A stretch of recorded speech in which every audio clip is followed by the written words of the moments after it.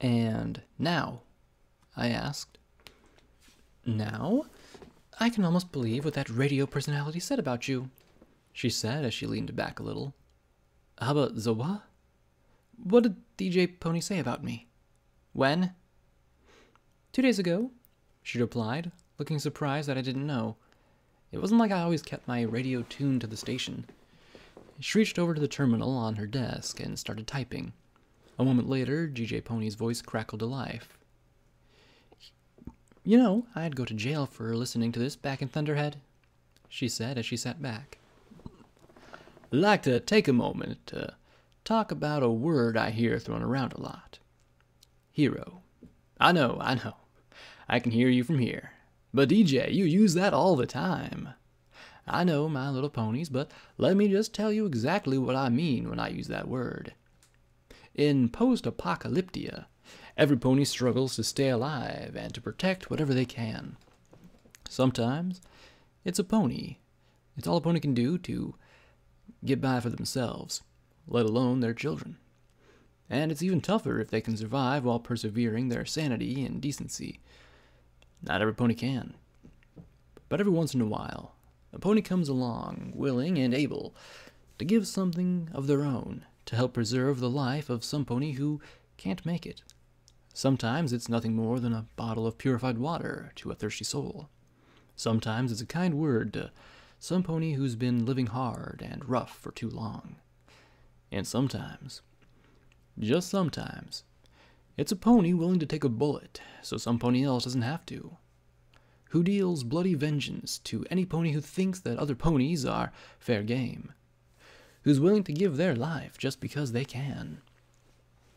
I know you probably think I mean just the stable dweller, but she's not alone.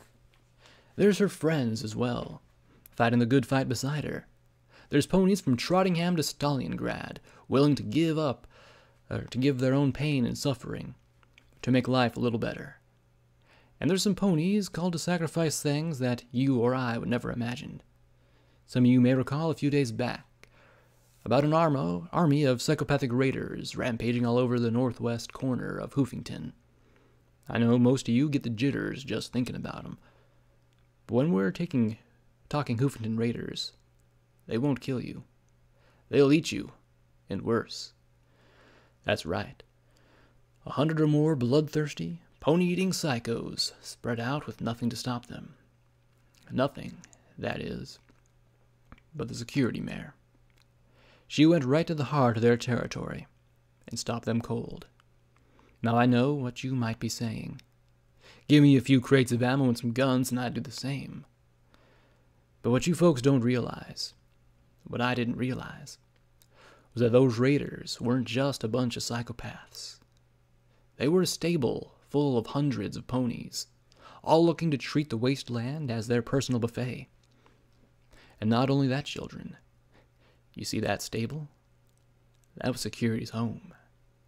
She didn't just stop hundreds of ponies willing to kill, rape, and pillage. She stopped her friends, her family, every pony she'd ever known before leaving and bringing justice to the hoof. All to help ponies who a few days earlier had hounded and hunted her for a whole mess of bottle caps. And that, my little ponies, is what I mean when I use the word hero.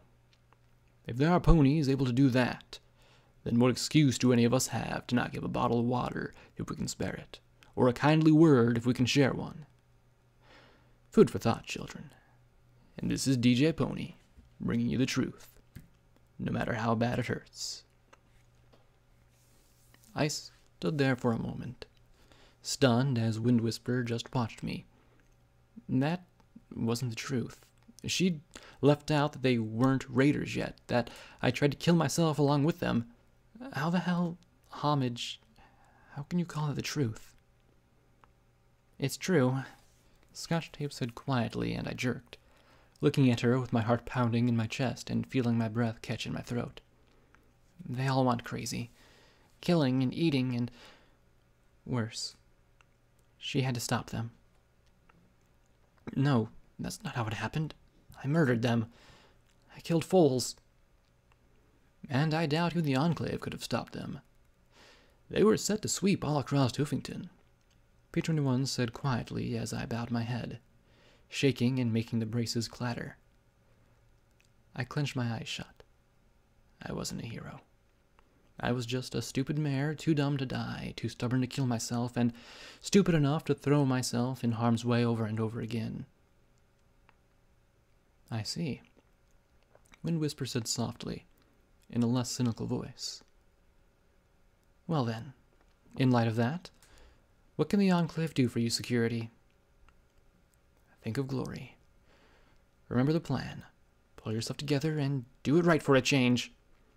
I fought to get my heart and breathing under control, but the organs weren't quite working as they should. I looked at the blue Pegasus in her black uniform. My friend's hurt. Badly. She lost her wing. Impossible!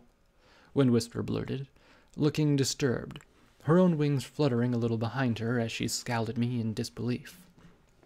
You need a chainsaw or something to... And her disbelief fell away as my eye drilled into hers. I remember at Pegasus at Marimare missing her wings, I said slowly. So don't tell me it's impossible. Wind Whisper frowned at the mention of the airbase, but also absently stroked the tip of her wing. I apologize. It's just not something a Pegasus wants to think about. No different than a unicorn losing her horn, I replied, feeling a belated stab of guilt to roses. P21 glanced at Scotch tape. Gee, I'm so glad the Earth ponies like us have nothing integral to lose. That drew a little snort from the olive filly. She's hurt badly, and I need a way to help her, I said softly, trying to keep my calm and civility. Do the Enclave have any way to restore a wing? The question seemed to almost nauseate the navy blue Pegasus. Maybe in the tower? But that's only a maybe. Usually a Pegasus dies before their wings come off. I only know one mare who's ever lost her wings and lived to talk about it. I felt a stab of hope, but it died at the look on Wind Whisper's face. She killed herself. Stepped off the clouds. She gave one last shiver and shook her head. I'm sorry, security. I don't think I can help you. I'm sorry. Yes, you can. My tone brooked no argument as I stared at her. I need to find a particular Pegasus. I can't believe there wasn't anything she could do for her, P21 muttered as we left the skyport. I felt my spine itching the whole time the power-armored Pegasus watched me. Most of the volunteer corps appeared equally relieved to see me go. You heard her. Pegasi just don't break their wings. They must have used a chainsaw on that poor Marimare pony's wings. I shivered, glad I'd fed Minty to that raider, and wishing that I could have added light hooves to it as well. Still, hopefully I'd get the chance to take care of that soon. At least she told us where to go. Scrapyard. Only 2 miles, too. He looked at my legs. How do you feel? Sore? These braces chafe, I muttered, then flushed as I looked at him. But you know that, don't you? I have to admit, I'm glad to have it off, he admitted after a chuckle. Funny, but the doctor seemed surprised that I didn't have a problem in that booth. In, get magicked up, and get out. Wish we had one in 99. Scotch Tape didn't seem to share his carefree feelings on the subject. Indeed, she looked horrified. I didn't like it, she said grudgingly, shivering. She caught my concerned look, and her ears folded back. I thought I was going to eat me. P21 snorted, and I smacked his rump hard with my tail, making him jump. Scotch, it's all right now. I don't know what that thing was, but I shot it with the strongest damn gun in Equestria. It's gone. She shivered and nodded, but didn't look particularly convinced.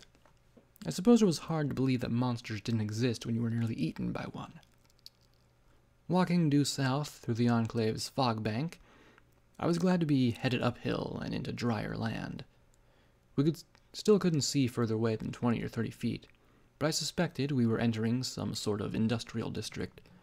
We passed by one of the yawning entrances to the Green Line, giving it a wide berth. There were tons of railways here, and rusting train cars had dumped heap of black rocks all over the place. There were also red bars out here. Scotch Tape and P21 moved quietly on their hooves. Me? I clicked and rattled and clattered with every step. I glanced at them and nodded for them to hang back a little. I really wanted to get some barding for him. She at least had that utility barding. Softly, I started to whistle about cleaning up winter as I trot slowly towards the bars. The bars moved in the fog, fanning out along the train cars. I heard hooves tapping softly on rusted rooftops as I whistled to myself like I didn't have a care in the world. The fog swirled around my hooves as I took step after clicking step. I saw the vague shapes in the mist. I was completely and totally surrounded. "You there," a mare said from the fog. "Throw down your weapons. You've been selected to serve in Red Eye's glorious rebirth of Equestria." Step by step, a creature emerged that I'd only seen in a memory. One half predatory bird, the other half powerful cat. She decorated her plumage with bright red dye, and the power armor she wore was decorated with a bright red eye. A pair of miniguns pointed right at me. I doubted that my dinged-up armor would last long. Why couldn't I ever have cool power armor, huh? "Yeah, sorry. Can't do that. I got a friend to help," I said as I picked out the other half-dozen red bars. There were also 2 blue bars. "Maybe next time." She scowled at my response. "Maybe you don't understand. We're not giving you a choice." I looked at the griffin and then smiled. That seemed to make her even more unnerved. "What's your name?" You don't need to know my name. Now throw down your weapons." Her gun's motors hummed as she revved them threateningly. My eye locked onto hers, and I repeated in an even softer tone. "What's your name?" She glanced at the ponies ready to blow me away. "Scarlet." "Scarlet? Lovely name," I said as I kept staring at her. Clearly, I wasn't following the script. "Scarlet, my friend is hurt, and she needs my help, and you are slowing me down. I'm the security mare. I've killed hydras, blown up vertibucks, and put a monster pony through a rock crusher. And you are in my way. So please, go away." I glanced to the side where P21 peeked out from under the train with persuasion gripped tight in his jaws. Unfortunately, the glance seemed to break the spell. "Kill her!" she shouted. At that, both of us were blasted by 3 bombs set around us as her pair streamed a rapid fire of death went wide and high. A heavy thump filled the air, and she barely took to the sky before the grenade launched her end over end to arc out over the trains. The last 2 struggled to recover as I rose to my hooves and gave each a faceful of buckshot. In less than 10 seconds flat, the ambush was annihilated. I frowned at P21. Is it just me, or are we getting really good at this?